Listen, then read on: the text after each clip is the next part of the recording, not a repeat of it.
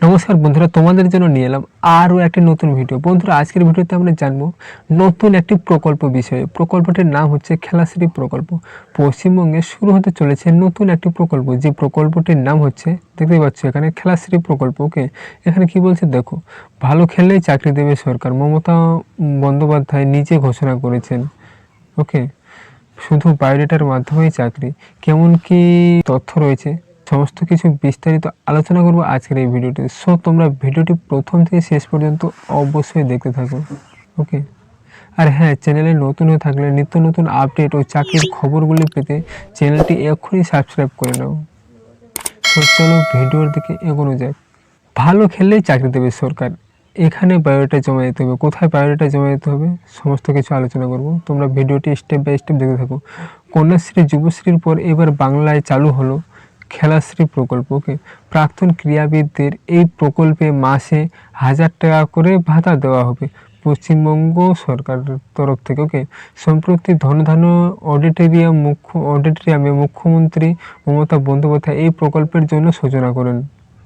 তবে সেই অনুষ্ঠানে খেলাশ্রী প্রকল্পের কথা ছড়িয়ে মুখ্যমন্ত্রীর অন্য একটি ঘোষণা বাংলা ক্রীড়া জগতে ব্যাপক সাড়া ফেলে দিয়েছে। পশ্চিমবঙ্গের সরকার আইন পরিবর্তন করে রাজ্য সরকারের বিভিন্ন দপ্তরে জাতীয় ও আন্তর্জাতিক স্তরের সফল ক্রীড়াবিদদের স্থায়ী চাকরি দেবে বলে ঘোষণা করেছেন নিজেই মুখ্যমন্ত্রী মমতা বন্দ্যোপাধ্যায়। ওকে, এখানে কি বলছে দেখো, Asian games, Commonwealth games, Olympic, বিশ্বকাপ বা জাতীয় পর্যায়ে সফল ক্রীড়াবিদদের বিভিন্ন সরকারি দপ্তরে সরাসরি চাকরি দেওয়ার প্রথা পাঞ্জাব, হরিয়ানার মতো রাজ্যগুলিতে দীর্ঘদিন ধরে প্রচলিত আছে। কিন্তু পাঞ্জাব, হরিয়ানা এগুলিতে কিন্তু দীর্ঘদিন ধরেই এই প্রকল্পটি প্রচলিত আছে, কিন্তু বাংলায় এতদিন সেই নিয়ম ছিল না। ফলে বিষয়টি ক্রীড়াবিদদের বহুদিন ধরে ক্ষোভ ছিল। ওকে, এই নিয়ে বাংলার বহু ক্রীড়াবিদ নানা সময় নিজেদের ক্ষোভ ব্যক্ত করেছেন।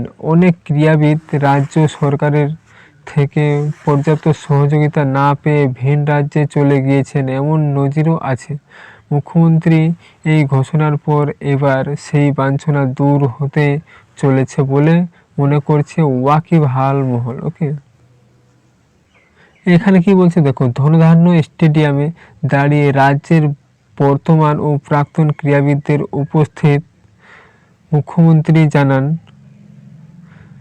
সফল ক্রীড়াবিদরা এবার সরাসরি ক্রীড়ামন্ত্রী অরূপ বিশ্বাসের দপ্তরে নিজের বায়োডেটা জমা দিয়ে চাকরির জন্য আবেদন করলেই কাজ হয়ে যাবে। সেটা খতিয়ে দেখে ক্রীড়ামন্ত্রক নির্দিষ্ট দপ্তরে নিয়োগের সুপারিশ করবে, আর সেই অনুযায়ী গোটা কাজটা হয়ে যাবে। ওকে,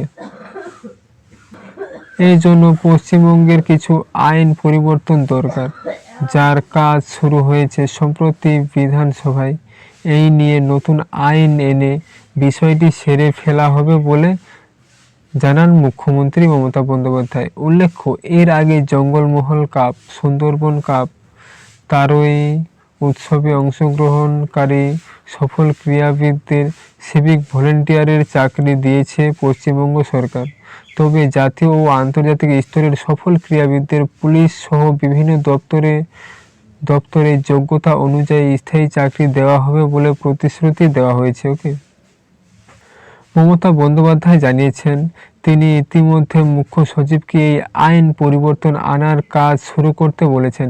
পাশাপাশি সকলের সামনেই ক্রীড়ামন্ত্রী অরূপ বিশ্বাসকে নির্দেশ দেন ক্রীড়া মন্ত্রকে একটি বিশেষ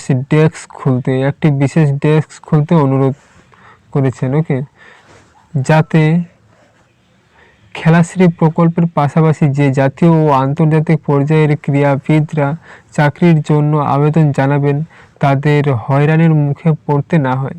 ক্রীড়া মন্ত্রক এরপর সংশ্লিষ্ট ক্রীড়াবিদদের সঙ্গে যোগাযোগ রেখে গোটা কাজটা সেরে ফেলবে। ওকে, সো বন্ধুরা, নতুন একটি আপডেট ছিল, এটাই জানানোর জন্য আজকের এই ভিডিওটি ছিল।